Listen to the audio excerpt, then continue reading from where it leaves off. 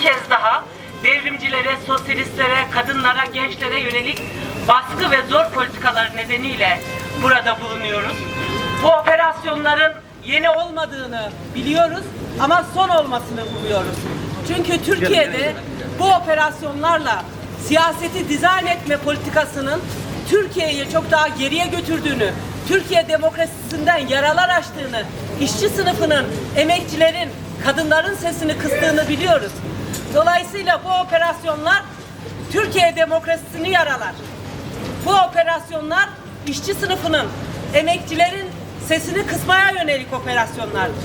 Ve bu operasyonlarla siyaseti dizayn etmek isteyenlere, kendisinden başka sesi duymak istemeyenlere yönelik vereceğimiz cevap, bu operasyonlar sonuç vermedi, vermeyecek. Çünkü devrimcilerin bir geleneği var. Nerede olursa olsun, ister sokakta, ister cezaevinde, zindanda, isterse fabrikada, onlar hakikati söylemeye, mücadeleyi yükseltmeye devam edeceklerdir. Bu baskı politikaları devrimcileri, sosyalistleri yolundan çeviremez. Biz bugün burada yine benzer bir saldırı karşısında yan yana gelen devrimcileriz. Daha önce belki çok kez söyledik ama bu sefer özellikle hatırlatmak istiyoruz. Hiçbir devrimci kurumun bayrağını yere indiremeyeceksiniz. Sizin boşta kalmasını istediğiniz her bayrağı bir başka devrimci kurum alır kaldırır. Hiçbirimiz birbirimizin yanından ayrılmayacağız. Bizleri yalnızlaştırmak, tek tek yok etmek istiyorsunuz. Şuradaki tablo sizin yok oluşunuzun tablosudur.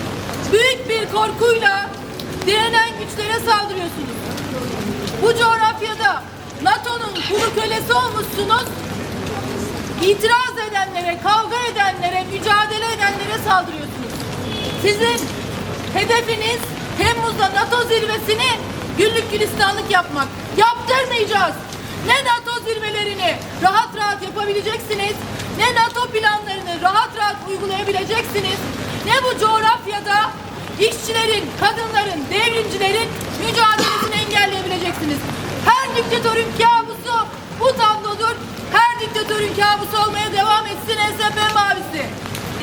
Egemenler muhalif her kesime terör ve teröristlik yaftası yapıştırarak farklı ve özellikle devrimci sesleri kısmanın yollarını bulmaya çalışsa da bunun mümkün olmadığı tarihsel süreçlerle sabittir. Operasyonların hukuk çerçevesinde en temel usul kurallarına uyularak yapılıp yapılmadığı ise büyük bir tartışma konusudur.